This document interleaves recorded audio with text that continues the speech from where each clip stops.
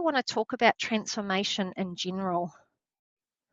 I remember years and years ago when I studied and I had a very, very hard time, and I was always coming up to these places in myself where I go back into almost chaos. And at the time, the head trainer that I was under, he said, you don't understand, because I beat myself up. I would beat myself up for what I felt was a regression in self. And he actually said to me that I didn't understand the way the universe worked. I didn't understand the way change takes place, and even almost deeming right or wrong in, transitioning into kind of like a higher place of being. It's like we can almost create more restrictions for ourselves and make the journey harder rather than simply letting go of things, because it's almost like things have to come up as a way to reorder, to be released, to almost step into a higher platform.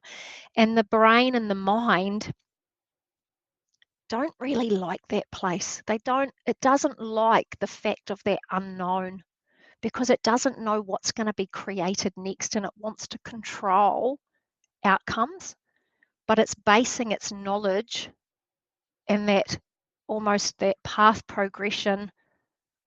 It can only do it based from the past. So it's like we've got to let go of these identities, these ways of beings, these programmed, ingrained, I don't even know what I want to call them. Just these things that aren't serving us, but it's like a letting go that takes place before something new is created. And often people struggle a lot with that change process.